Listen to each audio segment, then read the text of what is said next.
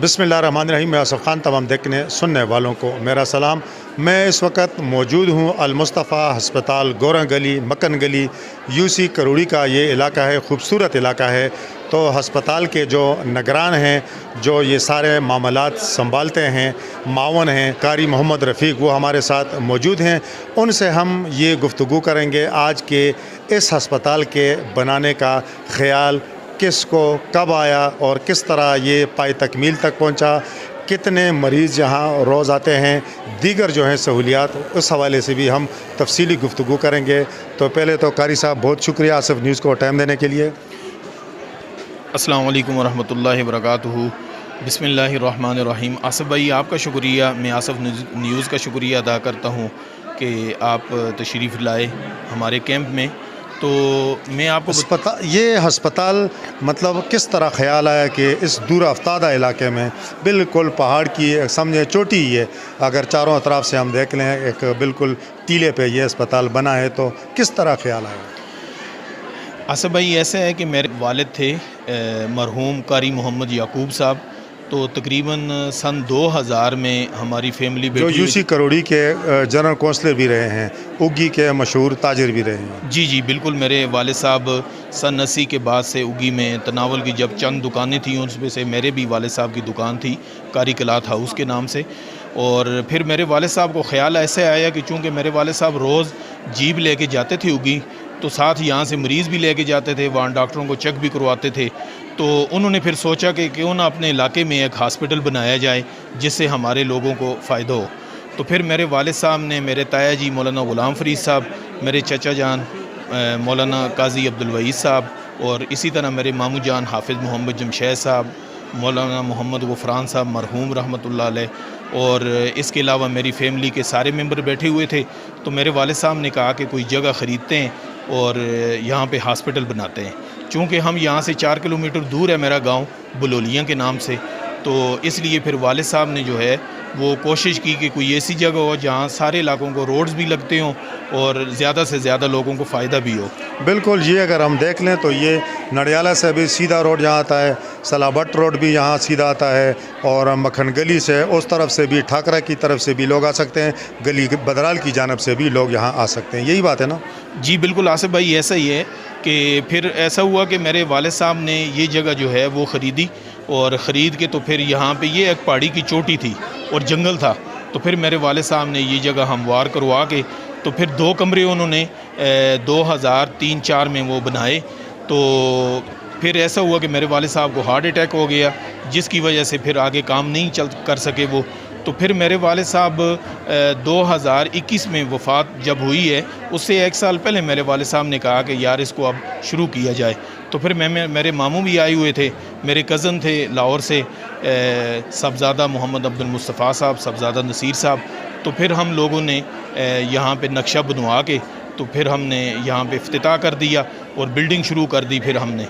और फिर बिल्डिंग जो है वो अल्हम्दुलिल्लाह पहली मंजिल कंप्लीट हो गई थी। फिर मेरे वालिद साहब ज़्यादा बीमार हो गए, फिर लाहौर एडमिट हो गए, उसी दौरान उनकी फिर डेथ हो गई।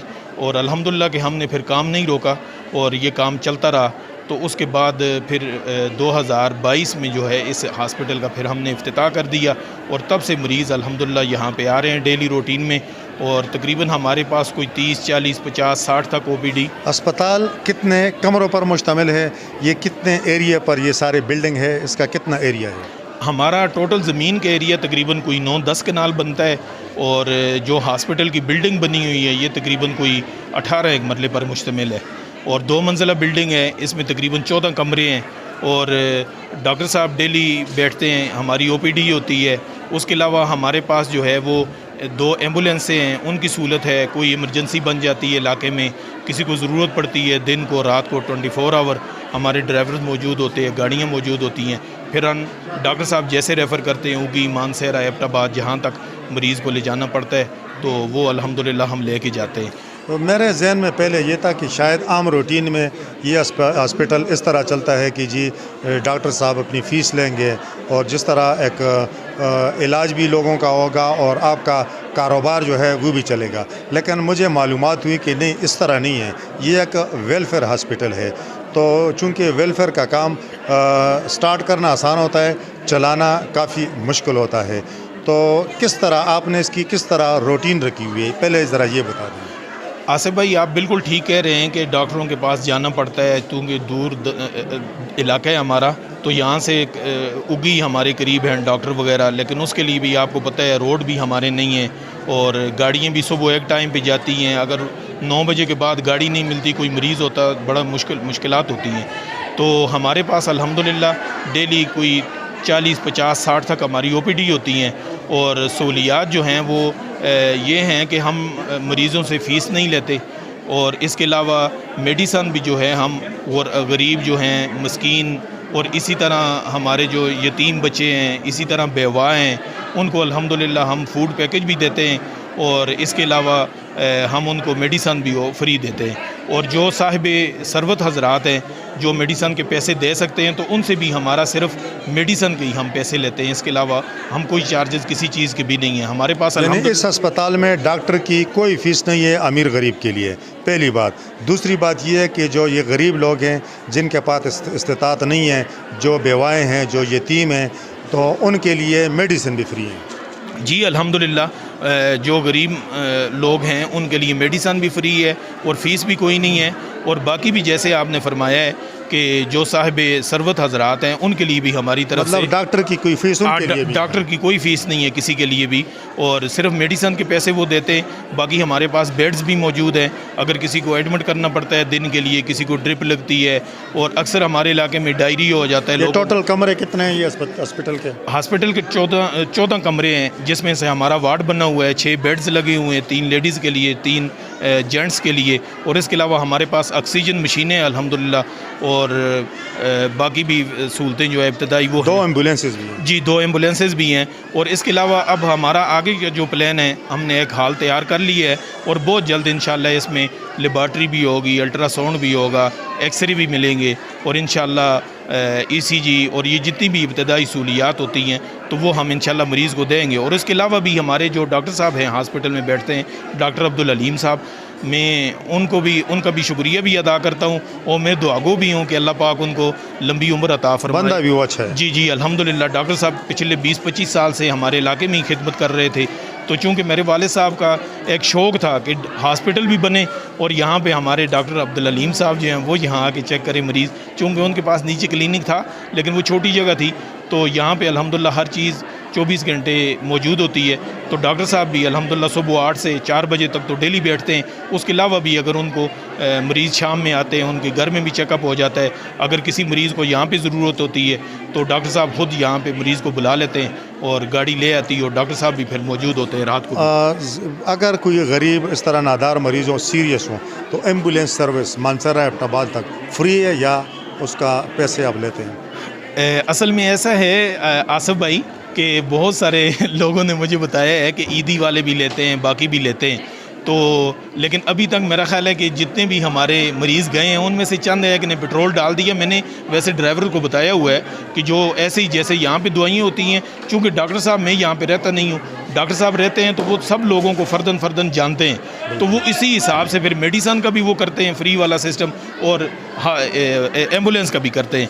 लेकिन अक्सर बच्चे जब जाते हैं, हमारे ड्राइवर्स जाते हैं, तो वो वहाँ से फिर मुझे कॉल करते हैं, तो वो फिर मुझे कहते हैं जी कि हमारे पास पेट्रोल के पैसे भी उन्होंने नहीं दिए, तो आप काइंडली हमें पैसे दे दें, हम पेट्रोल डलवा लें। तो अल्हम्दुलिल्लाह मैं अपनी जेब से ही दे रहा हूँ। अच्छा, चूँकि ये एक बड़ा हॉस्पिटल है, 14 अगर इसमें कमरे हैं, 40, 50, 30 अगर पेशेंट डेली आते हैं, और उनमें अक्सर चूँकि इलाका गरीब है, हमारा सारा इलाका ही गरीब है, ज़्यादा लोग गरीब हैं, तो उनके अद्वियात के अखराजात सारी चीज़ें, आपको इस हवाले से मुश्किलात का कोई सामना करना पड़ता है माली मामलात में?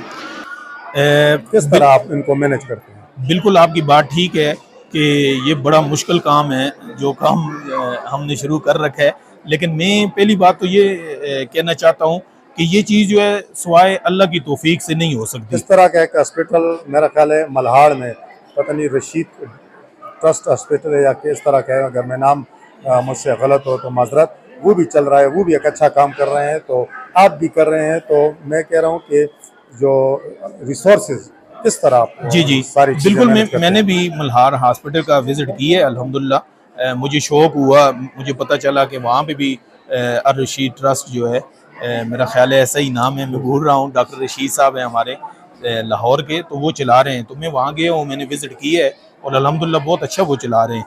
उसी को देख के फिर हमने यहाँ पे भी। उसको याद करना भी ज़रूरी है। जी जी बिल्कुल बिल्कुल, अल्लाह करीम उनको जज़ाए खैर अता फरमाए। मैं तो हर उस बंदे के लिए दुआगो रहता हूँ और मैं दुआ करता रहता हूँ कि अल्लाह करीम सबको जज़ाए खैर अता फरमाए। जो किसी भी इंसान के लिए किसी सूरत में भी कोई भी काम करता है, किसी का हाथ बिटाता है, किसी का काम आता है, तो मैं इसके लिए दुआ करता हूँ कि अब वक्त ऐसा है कि नफ्सा नफ्सी का आलम है, कोई किसी के लिए नहीं सोचता, अपनी ज़ात के लिए हर कोई करता है। तो ये अल्लाह की तौफीक से ही है। और दूसरी बात जो आपने पूछी है कि इनके अखराजात कैसे करते हैं, वसाइल। तो अब वसाइल के हवाले से तो अल्हम्दुलिल्लाह अभी तक जो है वो हम अपनी फैमिली की तरफ से कर रहे हैं। 2-4 दोस्त हैं हमारे, वो करते हैं। तो मेरे अगर मामू। उनके नाम मेंशन करें तो जी अच्छी जी बात है। मेरे दोस्त, हमारे दोस्त हैं शहजाद भाई, तो उन्होंने अल्हम्दुलिल्लाह बहुत हमारे साथ तावन किया और हमेशा तावन किया। जब भी हमें किसी चीज़ की ज़रूरत हुई वो हमें देते हैं, जब भी ज़रूरत पड़ती है। इसके अलावा हमारे लाहौर में तौसीफ़ साहब हमारे दोस्त हैं, मेरे चचा के, अल्हम्दुलिल्लाह उन्होंने मुझे बेड्स वगैरह दिए और चीज़ें दी, दुआएं दी। तो अल्हम्दुलिल्लाह बहुत सारे मेरे रिश्तेदार अजीज़ जो हैं, मेरे कज़न हैं, उनसे रिक्वेस्ट करता रहता हूँ, कोई चीज़ मुझे ज़रूरत होती है तो वो अल्हम्दुलिल्लाह मेरे साथ खड़े होते हैं ये हर वक्त। मौलाना जमशेद सईदी साहब। जी जी बिल्कुल, मेरे मामू मौलाना जमशेद सईदी साहब लंदन में होते हैं, तो वो अल्हम्दुलिल्लाह हमारे लिए सब कुछ कर रहे हैं। और इसके अलावा भी मेरे कज़न हैं लाहौर में, तो उनको भी मुझे किसी चीज़ की ज़रूरत होती है तो मैं उनसे लेता हूँ। अपने इलाके से मैंने आज तक कभी किसी से 1 रुपया भी नहीं लिया और ना किसी ने मुझे दिया है। तो मेरी अल्लाह पाक से दुआ है कि अल्लाह पाक इसको ता क़यामत इसको चलाता रहे। और जितने मेरे दोस्त तावन करते हैं, अल्लाह करीम उनको भी जज़ाए खैर अता फरमाए, उनके बुज़ुर्गों के लिए भी सदका जारिया बनाए, उनके रिज़्क़ में अल्लाह करीम बरकतें नसीब फरमाए। और इसी तरह मेरे जो वालिद साहब मरहूम गुज़रे हैं और मेरे ख़ानदान के लोग जो तावन करते हैं, अल्लाह करीम उनको भी जज़ाए खैर अता फरमाए। और अल्लाह करीम मेरे वालिद के लिए, हमारी फैमिली के लिए, दोस्तों के लिए जो तावन करते हैं, इसको सदका जारिया बनाए। और इसी तरह डॉक्टर साहब के वालिदैन के लिए भी अल्लाह करीम सदका जारिया बनाए, चूँकि डॉक्टर साहब भी हमारे इस मिशन में बराबर के शरीक हैं। डॉक्टर साहब की भी कोई उस तरह हमारे साथ कोई कमिटमेंट या कोई ऐसी चीज़ नहीं है, वो भी हमारी तरह, जैसे हम मौलवी हजरात हैं, हमारा असल में ज़्यादा काम मदारिस और इस चीज़ के हवाले से है काफ़ी पुराना। लेकिन हमने ये काम थोड़ा हट के किया, उसमें चूँकि ये आ जाता है ना कि कोई कहता है जी ये बरेलवियों की मस्जिद है, कोई देवबंदियों की है, कोई फलां चीज़ है, ये मदरसा उसका है, अस्पताल सबका होता है। हॉस्पिटल का फिर ख्याल ऐसे आया मेरे वालिद साहब को कि चूँकि हमारे एक तो गुर्बत है इलाके में, दूसरा आम लोगों के पास कन्वेंस भी नहीं है, टाइम की कन्वेंस होती है, तो उस हवाले से हमने फिर किया है ताकि सबको फ़ायदा मिल सके। और अल्हम्दुलिल्लाह हमारा कोई, मेरे वालिद साहब तो सियासत करते रहे हैं, लेकिन उसके बाद हमने फिर वालिद साहब के जाने के बाद सियासत भी छोड़ दी कि चूँकि ये नए काम अल्लाह करीम ने हमसे लेना है और उसने हमसे ले रहा है। सियासत में फिर मुखालफतें भी होती हैं। जी जी मुखालफतें भी होती हैं और हमारा मिशन जो है उसको उसके अंदर भी फिर वो मसला बनना था, तो इसलिए फिर रुकावटें बननी थी। अच्छा, एक महीने का माहाना अखराजात अंदाज़न कितने आ जाते हैं? आसिफ भाई, अभी तक मैंने इसको कोई उस हवाले से देखा नहीं है, चूँकि हमारे पास प्रॉपर उस तरह का कोई अकाउंटेंट वाला सिस्टम या वो चीज़ नहीं है। हम ज़रूरत के मुताबिक खर्च करते हैं। हमारी बिल्डिंग जो है वो तकरीबन मेरा हाल है कोई 3-4 करोड़ रुपए हमारा बिल्डिंग पे लग गया है। तो मंथली हमारी तनख्वाहें जो हैं वो तकरीबन कोई 2-2.25 लाख रुपया मैं दे रहा हूँ। और इसके अलावा मेडिसन का भी तकरीबन डेली के हमारे जो हैं वो तकरीबन कोई 10 से 15 पेशेंट जो है वो फ्री दवाई देते हैं हम। तो उसका भी तकरीबन लगा लें कि डेली का तकरीबन एक बंदे की कोई 1000-1200 800 इतनी की दवाई बनती है।